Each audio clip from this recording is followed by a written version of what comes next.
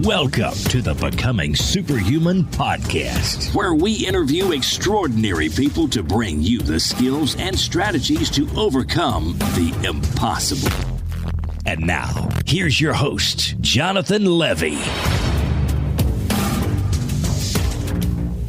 This episode is brought to you by the Become a Super Learner Masterclass. Now, I've been telling you guys about the Masterclass for a few weeks now, so I'm actually just going to take a step back and let a good friend of mine tell you guys about his opinion on the Masterclass. Hi, I'm Nelson Dellis, four-time USA memory champion and a huge fan of the Super Learner Masterclass. You know, when I started memory techniques years ago, I wish that I had all the resources that are available on this course. Jonathan does a great job teaching it, and it's a fantastic course, and I highly recommend it. It'll take you just as far as I am without as much time that I had to put in. So enjoy it, get into it, and keep your memory active. To learn more, to sign up for a free trial with no credit card required, or to redeem an exclusive discount for podcast listeners only, please visit jle.vi/learn or visit becomeasuperlearner.com. Well, hello, super friends, and welcome to this week's show. You guys, today's guest is a total badass. Actually, she wrote the book on being a badass, and I'm not actually joking about that. She's the New York Times bestselling author of You Are a Badass, How to Stop Doubting Your Greatness and Start Living an Awesome Life, as well as a bunch of other books, including one interestingly titled, quote, A Straight Girl's Guide to Sleeping with Chicks. So with book titles like that and coaching clients who themselves have gone on to become New York Times bestsellers and an upcoming and much anticipated podcast and features in the New York Times, HBO, Bloomberg, O Magazine, this is becoming a run-on sentence. I just had to get her on the show while I still could and get her to share some of her badassness with us. So in this episode, we discuss a really, really broad range of topics, you guys, from discovering your life's passion to the value of coaches and how to find a good one, all the way up to the perks of travel for personal development and even tips on how to maximize your own personal income. My guest this week is just an absolute wealth of positive energy and inspiration. And so I just know this episode is going to knock your socks off the same way it knocked mine off. My feet are now cold, ladies and gentlemen. And now, without further ado, one of the most badass people I know, Ms. Jen Sincero.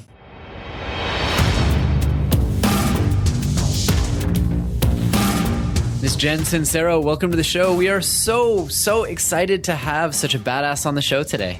Thank you so much. I'm so excited to be here. You know, I have to say, it's a pleasure to finally meet you because I feel like I can't go on Amazon or the iBook store without seeing this bright yellow cover everywhere. So congratulations on all your success.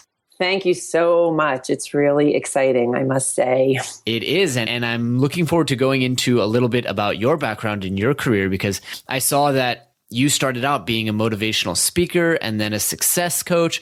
Then you went all the way to writing a sex column and then a global nomad. I mean, I did a little bit of homework. So I really don't want to present it for you, but I guess I don't really know how to better ask this question than to just say, wow, tell us your life story. How far back would you like me to go? Well, so it was 1947. It was. It's a dark and stormy night. Well, I guess I'll start with, I was a musician for a long time and a writer. And, I was always very creative and doing my thing. But the way I sort of got started on my path to badassery, as it were, was I felt very creatively fulfilled, but I was broke as a joke forever, like well into my 40s. I'll talk about the sex advice column and all that stuff. I mean, I was a writer, so I had my first book was called Don't Sleep With Your Drummer, which was a semi-autobiographical novel about being in a rock band. Oh, wow. Published by Simon & Schuster. And then my second book was The Straight Girl's Guide to Sleeping with Chicks, which I wrote after dating a woman for 6 months and trying to figure out what the hell was going on with me, if I was gay, if I was straight. And so that book was sort of an exploration into sexuality for me. And that led to a sex advice column, which was so much fun to write. Oh, I bet. And which actually helped set me on my path to coaching, because I started coaching people on getting over their shame and just dealing with very intimate struggles that they were having. And I realized that I had a natural affinity for it and I really enjoyed it. And so during that whole time, as awesome as it all was, I was broke. And I was extremely frustrated. So I decided that was going to be my next project, was figuring out what the hell was going on with me and money. And that's when I started investing in coaches. And that's when I actually really learned how to coach professionally, was by getting my ass coached on a regular basis. And so then that's sort of the longest, shortest version of it, was I just got coached around money, figured out how to make money through my own coaching business. And that's what led to the writing of You Are a Badass. Was after reading 9,000 self-help books and getting coached, I realized there was nothing that was sort of funny and edgy. And that's sort of where I am. It's such a kind of coincidence that you talk about coaching today, because I was just listening to a podcast with, I believe his name is Tony Stubblebine, the guy behind Coach.me. And he was talking about this idea that elite athletes, elite executives, they all have coaches. And yet a lot of kind of your average everyday Joes hear the idea of having a coach and they think that it's a bad thing, when in fact so many of the world's top performers, from politicians to business people, have coaches. So tell me a little bit about the coaching experience and your thoughts. I mean, should everybody who wants to succeed have a coach, do you think? If you're not succeeding, definitely. I mean, I was so stubborn for so long. I was like, I got this. I can do this on my own, after like decades of proof that actually you can't. And it's like going to therapy. Why is there a stigma on that? I think facing your issues and making the commitment to overcome what's holding you back is one of the bravest things you can do.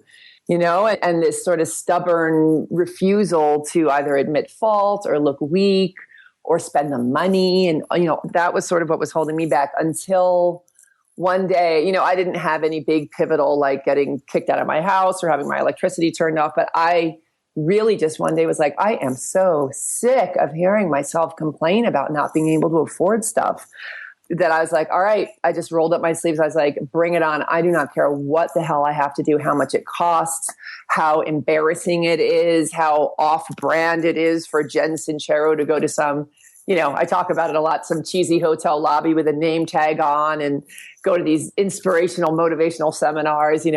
That's what making a decision is. And I talk about this a lot in my book and in my talks, is the decision to change your life is going to involve things that you're not that comfortable doing, or else you would have already done them. Oh, yeah. So for me, it really was just being available for whatever it took. You asked me about the coaching. I realized that, when the student is ready, the teacher appears. And I started becoming aware of this whole coaching world, which at the time, it's still a little out there. Life coaching was way more of a snake oil sales image back then. But right. I met somebody and she specialized in helping people get over their money stuff. And I hired her for crazy amounts of money for me at the time. And it changed my life. What kind of things, I guess I am a little unclear, and I'm starting to think that maybe I need a business coach as well. What kind of things, how is it different from therapy, where you're kind of just talking through your problems and someone's listening and maybe making suggestions? I think that the word coach has such a more active and proactive connotation. So what kind of things turned your life around that your coaches contributed? There is a lot of overlap. You do deal with issues that are holding you back, certainly. But I think therapy goes way deeper into that and is much more about becoming aware of and unhooking from the things that hold you back and feeling through them and all that. And you definitely do some of that in coaching. But as you said, it is much more proactive. So, for example, I went in to find out what my deal was with money and how the hell am I going to make some? So we looked at what my broken record was around money, what my judgments were around it, and what my, subconscious beliefs were around it. Looked at them, and at the same time was like, all right, what do I have in place to make money? Not a whole hell of a lot. So figuring out what resources I already had in place, which ones I had to create, and, specifically how much money I wanted to make by when, what was it for, getting very clear about my goals also, and then putting the pieces in place to achieve those goals. That's brilliant. So really you're getting homework, you're getting an accountability partner, and you're getting the let's dig into some of your thoughts and beliefs.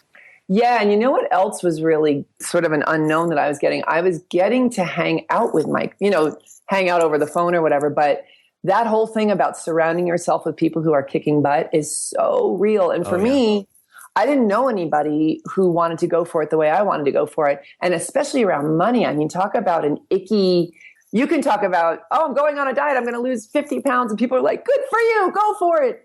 If I walked around saying, I'm going to make a crap load of money this year, people would look at me kind of sideways and think I was kind of gross, right? Money is such a taboo topic. So I didn't have anybody to talk to about it. And I also didn't have anybody who was at the frequency and at the success level that I desired to be at. So it's like playing tennis with someone who's better than you, So I paid for that as well. That was part of the coaching thing that was so good for me, was being around somebody who was where I wanted to be. This is definitely one of the things that I've realized in the last couple of years, the idea that, you're the average of the 5 people you spend the most time with, but also that you need to be putting yourself in environments. I just got back from Summit at Sea, and I hang out with a pretty awesome group of friends who are all very driven. But being in that environment where, oh my God, there are more New York Times bestsellers here than I can shake a stick at. And, the average person here is just at a level that I don't even aspire to yet. Really put things into perspective for me. It kind of checks your ego and you start to think, you know what, I'm not that great. And I can do so much better and I can impact so many more people. I mean, this guy's book's been read by 10 million people. What am I doing? Right. So I think that's really cool. I want to ask one more question before we get back to your kind of general badassery, which is if someone is looking for a business coach or is considering maybe going to a coach of any sort, where would you recommend they start? I mean, is there like an Angie's List for coaches out there? That's an excellent question. And I don't honestly know what to tell you. Listening to shows like yours, and actually, I do know what to tell you. Make the decision that you're going to do it and then figure it out. Like there's so many great podcasts out there now. There's so, we have the World Wide Web. There's no reason to ever not know where to find anything as far as I'm concerned. So start researching, start listening to shows like yours, go to the bookstore, to the self-help section, read books by people and see who resonates with you and sign up for their mailing list and just get really involved and set the intention that you are going to find a coach and get clear on what the specifics are of the coach that you want to hire. And when the student is ready, the teacher appears, and just really be open, ask other people. If they have a good coach to recommend, just make it your mission and you will find somebody. Absolutely. I love that recommendation. When the student is ready, the teacher will appear. So Jen, the next thing I wanted to ask as we kind of transition back into what you're doing and all the incredible stuff you've done because of coaching or since coaching, tell us a little bit about your digital nomad experience. I understand that your book was actually inspired by your experiences traveling the entire world. Yeah, about, 4.5 years ago now. I was living in Venice Beach, California, and I was going to Europe anyway. And then I was like, why don't I just not come back? It was actually my coach's suggestion. She's like, cool. You don't even like Los Angeles. You're a writer. You've got an online business. You've got nothing holding you there. So why don't you just get rid of your home, get rid of most of your stuff or put it in storage and travel the world? So I did. And I lived out of a suitcase for 3 years. And it was one of the most incredible experiences I've ever had. I mean, it was all things good and some things bad. And one of the most surprising things about it was how the first 6 months I was kind of terrified. And I was like, okay, I'm just looking for another place to live because LA wasn't working for me. So I was traveling the world looking for my next home. And then there was a shift with 6 months into it where the anxiety that I used to feel about not having a home shifted to having anxiety about having a home and giving up my freedom, and how my reality completely shifted as to who I was and my identity and what was important to me. And that was so interesting because I never would have had that shift if I hadn't just taken the leap and done something that scared the living crap out of me, but that was also very exciting. And then I became this new kind of person. And the other thing that was a real eye-opener was I was terrified that my business would tank because I'd be on the road and because I'd be so distracted. And if I'm in Tokyo for the first time in my life, I'm not going to want to send out my solo mailers and get my coaching programs fleshed out. I'm going to want to be eating sushi and checking the town out. Sure. But what it did was I'm a life coach. And so it modeled a lifestyle for people that were like, I want to live like her. I want to take adventures like her. I want to take leaps of faith like her. And it massively expanded my business. And so You Are a Badass. I started thinking about it. I'd been thinking about writing something for years and years and years based on the books I'd already read and the coaching experience I had had. But the traveling the world, it was such an expansive experience. And I had to put a lot of things to use that I wrote about in You Are a Badass on a daily basis, like having faith that I was going to find a place to stay, listening to my intuition on which town I should go to next, New Orleans or Bali, and just really being in the moment and trusting. And that really informed a lot of what I wrote about in the book. I want to touch on that, but I also want to point out to my audience that you went from being broke to traveling the world. And the point I think I want to make around this, and hopefully you'll kind of reinforce, is that a lot of times when people say they can't travel, it's because they have so much overhead. And if you just let go of the apartment and the nice car lease and the lifestyle that you think you need, I think it's possible to do anything you want to do, whether that's live on a private island for 6 months or travel or, whatever it is. Some people don't remember that there's so much non-essential dead weight in your kind of financial life that you can strip all that away and go from dead broke to let me travel the world and actually grow my business. And I think that's a really good point there. Absolutely. And you can also, if those things are very important to you, increase your income and have it all. Right. I love to tell people that I don't believe in budgeting. I really don't. I don't believe in budgeting. I don't believe that money buys happiness. It buys things that might allow you to experience more happiness when shared with others. But with that said, I certainly don't believe in budgeting. And anytime there's something that I want and I say, I really shouldn't, I say, well, no, I really should. And then I should work hard to justify that purchase. Yeah. And it's about buying the ticket. Right. It really is. It's like, man, just buy the ticket and figure it out. And the beautiful thing about buying the ticket, even if you put it on your damn credit card, if you really, really want to travel, you are on this earth once. So travel. If that's important to you, I just wish everybody would travel more. It's so, especially in this crazy time we're living in where there's so much mistrust of other cultures and things like that. It's so important to really know what's out there and that we are all human beings. But buy the ticket. And then that's an amazing incentive, not only to pay off that credit card debt, but to make the money to then go do this trip. That'll light a fire under your butt to do all the scary things and push yourself that you need to do to start living the kind of life you desire to live. Sure. And I think, a lot of people that I talk to who are what I call wantrepreneurs, and they say, well, it doesn't work that way when you're a salaried employee. You can't just work harder and make more money. And my answer is always, why not? Why couldn't you renegotiate a raise? Why couldn't you take on a side project?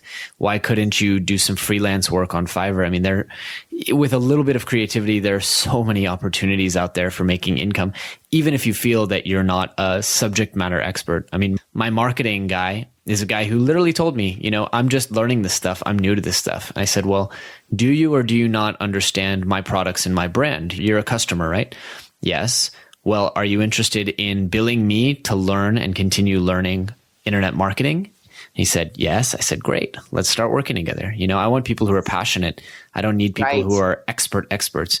And so, he learns and bills me for some of it and doesn't bill me for others. And you think how many people are out there like myself who just want to work with passionate people and are willing to forgive the fact that, you don't know the ins and outs of email marketing, but you're willing to learn.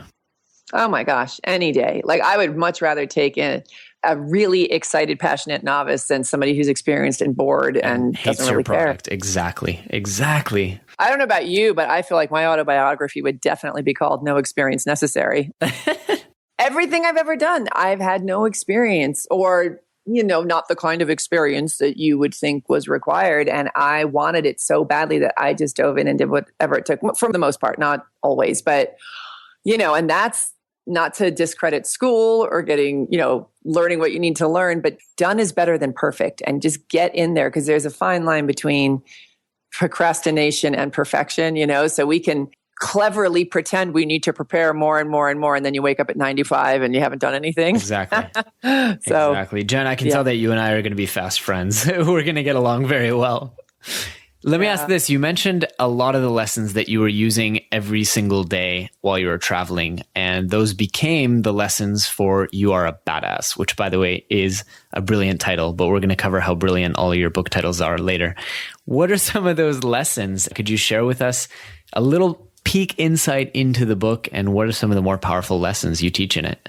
One of them is that you don't have to have every single detail figured out before you take a big leap.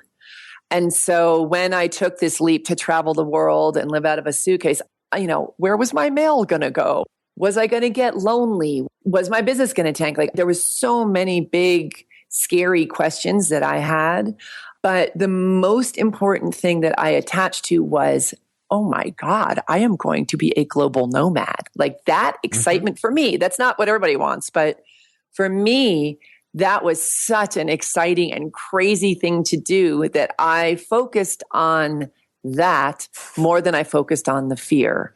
And I guess I'm talking about two things now. I get a little carried away, but focus on the excitement. Fear is always going to be there. There's always going to be a very long laundry list of reasons why it won't work and why you shouldn't do it and what you could lose, yada, yada. And there's also going to be a very long list of why it's so awesome, the things you could learn, the people you could meet, the incredible quantum leaps your life could take. Focus on those and move forward towards that. It sounds exactly like framing, the looking at the same thing in two different ways. And what an exciting opportunity as opposed to this is terrifying. Exactly. And you've got that opportunity every single moment of every single day. And so that's why when you start to listen to shows like yours and read books like mine and make the decision to become more aware and responsible for your own reality, a huge part of that is the choices you make in every single moment. And I talk about this all the time, but I remember when I started doing this work and started hiring coaches and started reading the books and going to the seminars, I was like, okay, this is all great and being aware and making choices and taking scary leaps. That I get it, and watching your words and your thoughts and your beliefs, but what's the real secret? Like, that stuff I've heard over and over and over, but what's the real mystery around this stuff? And when I realized that there really wasn't any mystery, that the reason that us self-helpers talk about this stuff all the time is because that's it. And also, it works. Yeah, it's like, just do it. It's actually kind of easy, guys, but don't make a big drama out of it.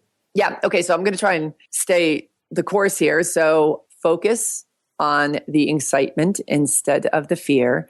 Don't wait until everything is perfectly laid out. If you feel it, go for it and trust that you will learn more as you're doing as opposed to trying to figure it out in your head, because you could spend a lifetime sitting there thinking about it. And the third thing is, if something feels scary, that's an excellent compass to know that you're going in the right direction.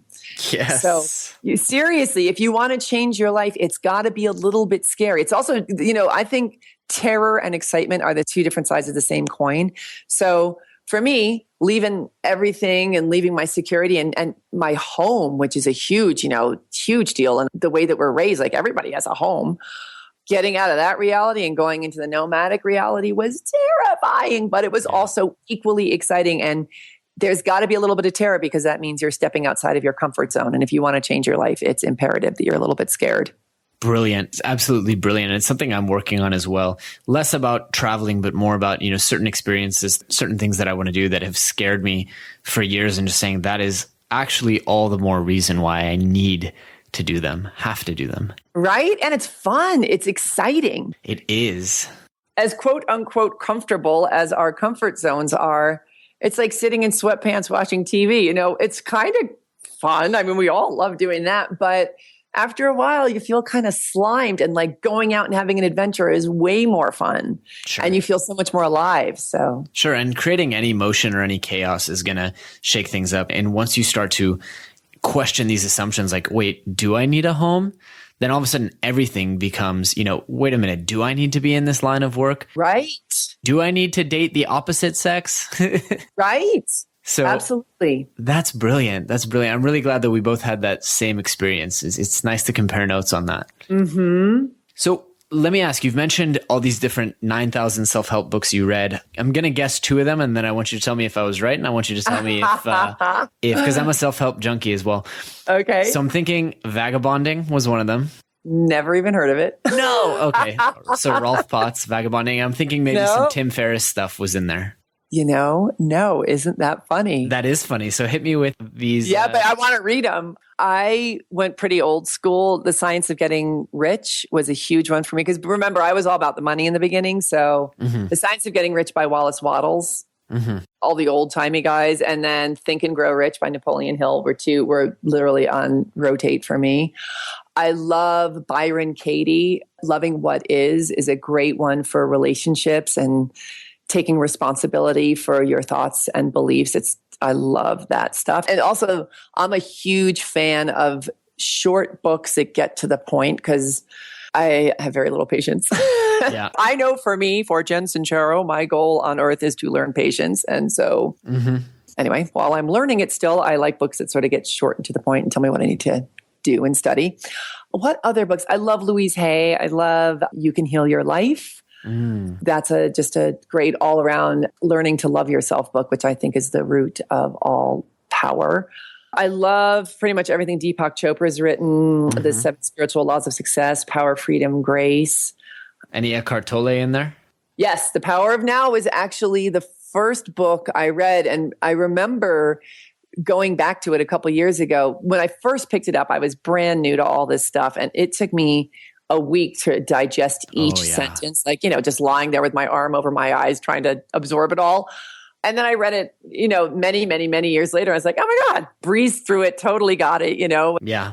And then I moved on to books like Oneness by Rasha, which is now the brick of every sentence is so meaty, I can hardly handle it. Wow. I need to check that one out. That's advanced. And That's for the hardcore.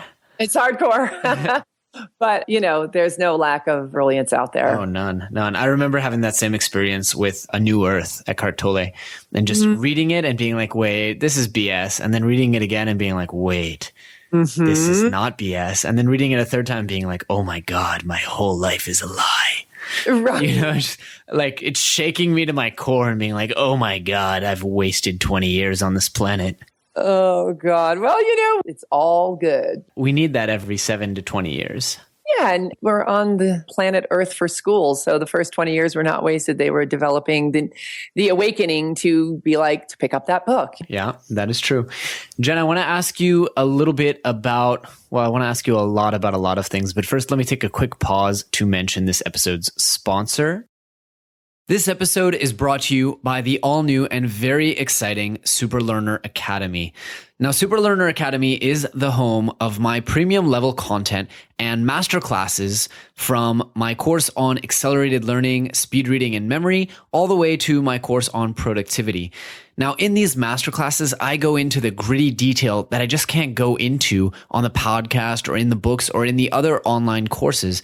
I offer the worksheets and the homework and the types of individualized attention that can only happen in my own platform where I control the learning experience. So if you want to learn faster, if you want to remember more, if you want to read faster, and you want to be able to do this all with a cohesive 10-week program that's going to take you from wherever you are today all the way to certifiable super learner status, I want you to check out the exclusive discount that we're offering for podcast listeners only at jle.vi/learn. That's jle.vi/learn. All right. Thank you guys for your patience. We are back with Jen Sincero, who is my newest super friend. And we are talking about nomadism and all kinds of wonderful stuff.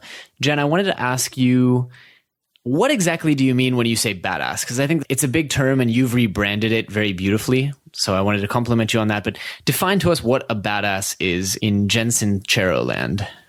I think a badass is anybody who is being exactly who they are on this earth, regardless of what anybody else thinks, what their current reality is showing them, what they've been told is okay, to really embrace what's important to you and the essence of who you truly are and expressing that in the most glorious and badass way possible. I love that. So it has nothing to do with wearing sunglasses, leather jackets, and banging record players. It might. For some people, it totally might, but doesn't necessarily mean for everybody. That is brilliant. So we did touch on the kind of 3 lessons covered in the book, but what would be your big takeaway for anyone in the audience who wants to be more of a badass starting right now? I mean, not even dealing with the 3-year trip, but what's one thing they can do immediately to be a Jen Sincero approved badass? Well, it really starts with the decision to so many decisions, but the decision to change your life. So let's just start there with really not screwing around anymore. And the word decision literally means to cut away. Yep. So being willing to give up being right, giving up that your present reality is a truth if that's not what is working for you anymore, leaving a marriage if that's not working for you anymore, leaving a job if that's not working for you anymore, telling people what you're doing and not caring if they support you or not, like really taking risks, making the decision to take the risks that you need to take. And the very first step in any real change is awareness. Just, what we've really been talking about for this whole show is becoming aware of what you've decided is the truth and being willing to toss that away if it's not working for you. Would you say that that's maybe the most important thing you've learned in this entire journey? Gosh, I don't know. I'm giving you the tough questions. I can't pick. It's like, which one album would you take to an island with you? Like, I can't pick one. Fair enough. So I can't pick one lesson, but I will. It is absolutely imperative is becoming aware. And the thing is these become our habits, right? It becomes sort of who we are. So for me, it was like, oh, I can't afford to travel. The economy is really bad right now. I could never quit my job and start my own business. And then we move on from that, right? You've got to become aware and you've got to start listening to how you believe and how you speak and question the crap out of everything. And being like, okay, is the economy so bad right now? Is anybody making tons of money doing what they love? And once you start questioning, it's like, hell yeah, there's tons of people doing that. So why couldn't I? So instead of succumbing to your reality and your thoughts and beliefs, taking responsibility. I mean, I have a chapter in my book called Your Brain is Your Bitch. And it's not the other way around, right? So don't be pushed around by your reality or the quote unquote truths that other people are telling you. Decide that you are on this planet Earth once as the you that is you, and decide to take control of your life and do whatever it takes. And the first step of that is really becoming aware of your reality and becoming aware of what is not working for you and deciding to change it. Totally. And I think so many people don't even question the kind of prescription. And I don't want to, badmouth people who want to go to school, get a 9-to-5 job, work at that 9-to-5 job, change on average every 3 days. There's a prescription out there and that works for some people and makes them very happy.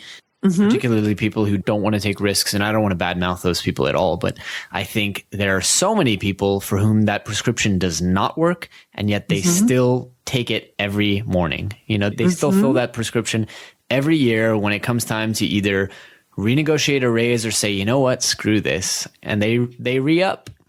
Yeah. And again, it's about getting really clear on what makes you happy. So if that makes you happy, A+, man, we need you in the world. And if it doesn't, do.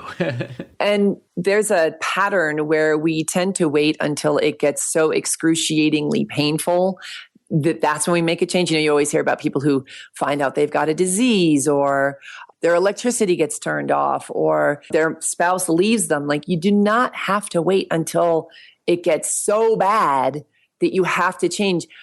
By the way, you're going to die. That should be enough of an incentive. Keeping death really close to you, like that reality that you're going to die, should be enough of an incentive. Like, okay, I am in this exquisite cartoon called life for a finite amount of time.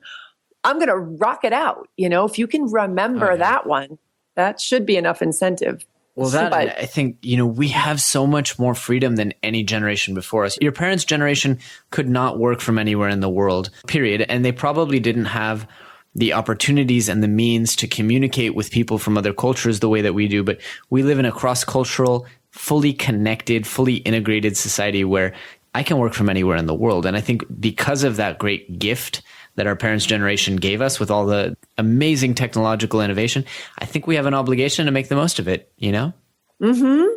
Absolutely. Work from home a couple days a week because you can. If you want to, yeah. If you want absolutely. to, sure. Mm-hmm. Mm-hmm. Jen, I want to touch a little bit on the coaching side because I think that is something I'm super curious about. Can you share with us maybe a story that's inspired you from a client or from someone with whom you've worked, if that's okay? Sure. I mean, let me think. I'll share my own story just because I have kind of an incredible one that really proved to me how powerful this stuff really is when you make the decision. Mm-hmm. And I'll also throw in, I have a couple client stories in my book as well, but one of the biggest ones for me, because money was my big issue, I signed up to work with a coach, and I'm going to keep it short, but she was basically like, we decided that I was going to try and make $10,000 in 1 week. Wow. And for me, at the time, I was making $30,000 a year. So making $10,000 in 1 week was like going to the moon, basically. But because I had done a lot of work raising my frequency and I had really committed, I'd spent the money on the coach, I'd made some huge leaps towards making this a reality and expanding my wealth consciousness to even welcoming in this as a possibility. At the time, it wasn't really that much like going to the moon for me anymore. I was like, that's the kind of person I want to be. For me, it was really about being the kind of person who could pull something like that off. So we put some pieces in place put some coaching packages together. I was going to send it out to my little list, and that it meant doubling or tripling my prices, by the way, to pull in that kind of money that quickly. And I was freaking out. Like, raising my prices was the scariest thing I'd ever done, but I was going to do it because I was committed to doing this, damn it. And while this is the part that just blew my tiny mind, while I was still on the phone with her and we had raised my frequency to this point of making it believable and making it non-negotiable that I was going to pull in $10,000 by this certain date, while I was still on the phone with her, I got an email from a client that I had not heard from in over a year. And it was my very first private coaching client. And I had been working with him for like $50 an hour at the time when we were working together. Anyway, he emails me out of the clear blue sky when I've made this decision and raised my frequency. And he says, I am ready to work with you again. Please send me your new packages and your price, and let's rock this out. And so I tell my coach while I'm on the phone, I was like, you're never going to believe what just happened. So she's like, awesome.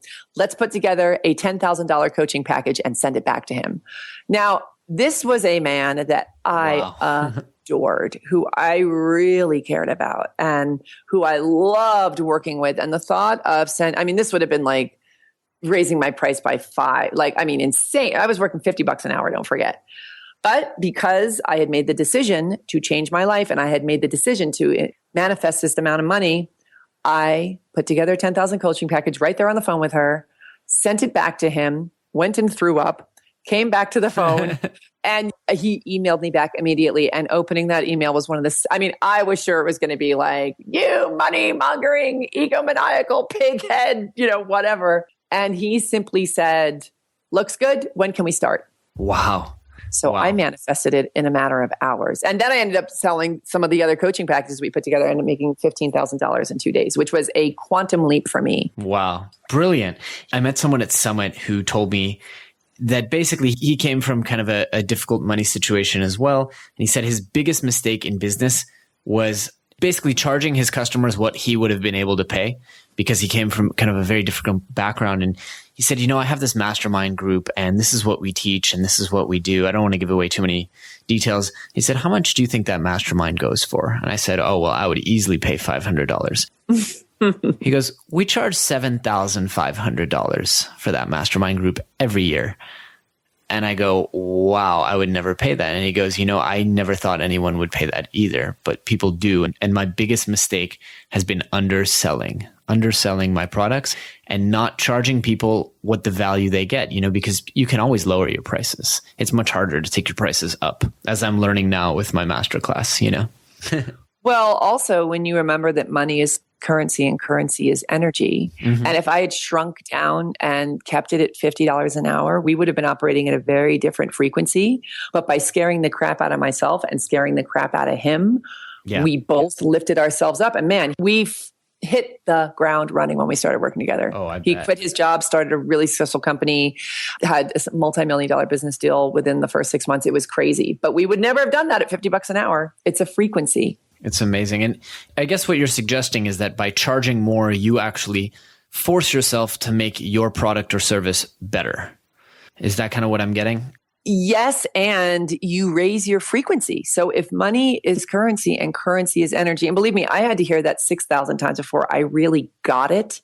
It's an energetic. So it's not like in the moment that I doubled my prices, I immediately became a better coach, but I was operating at a higher frequency. So I shifted who I was being.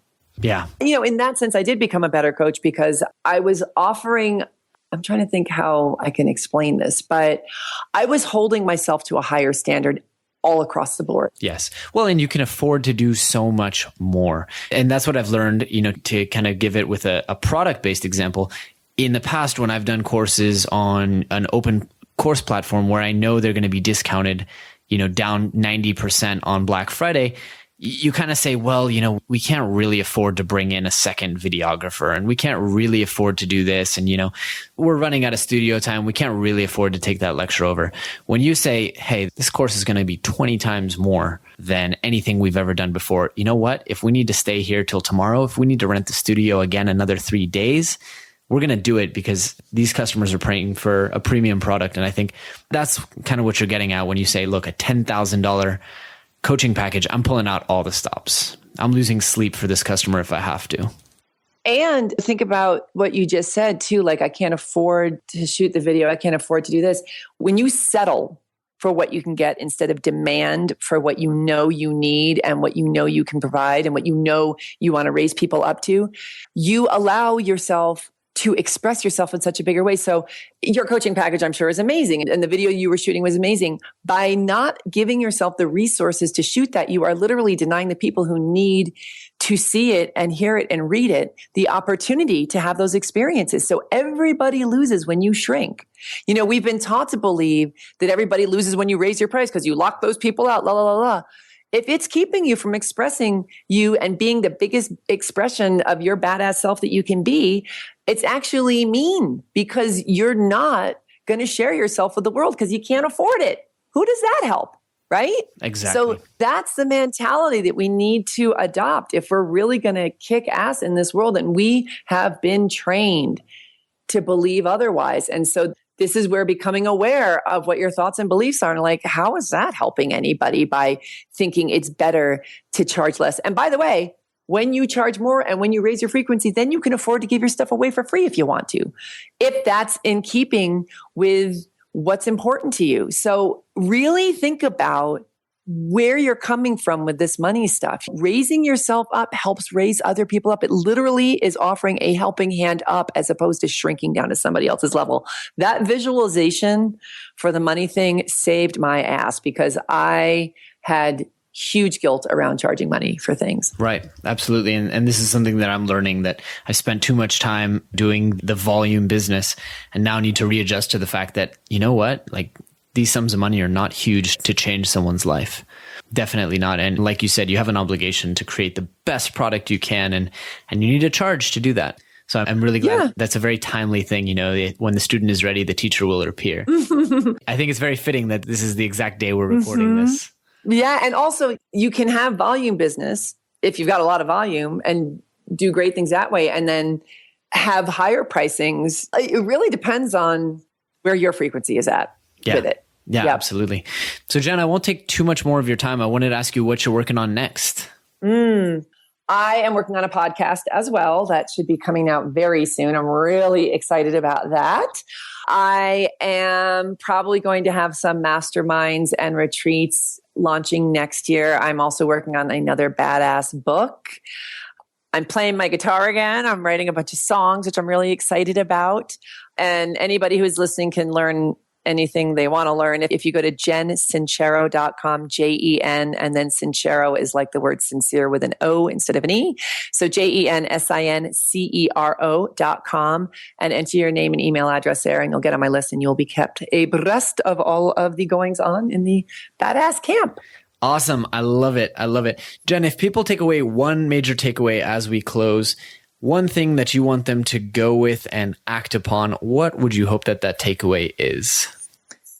to decide how you desire your life to look instead of settling for what you can get, and make whatever changes you need to make, because you are on this earth once, and it's an honor to be alive, and the world needs whatever it is that you were put here to share with us. So snooze not, lose not.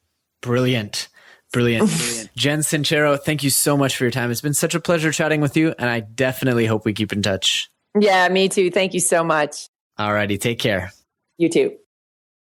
All right, super friends, that's it for this week's episode. We hope you really enjoyed it and learned a ton of applicable stuff that can help you go out there and overcome the impossible. If so, please do us a favor and leave us a review on iTunes or Stitcher or however you found this podcast. In addition to that, we are always looking for great guest posts on the blog or awesome guests right here on the podcast. So if you know somebody, or you are somebody, or you have thought of somebody who would be a great fit for the show or for our blog, please reach out to us either on Twitter or by email. Our email is info@becomingasuperhuman.com. Thanks so much. Thanks for tuning in to the Becoming Superhuman podcast. For more great skills and strategies, or for links to any of the resources mentioned in this episode, visit www.becomingasuperhuman.com/podcast. We'll see you next time.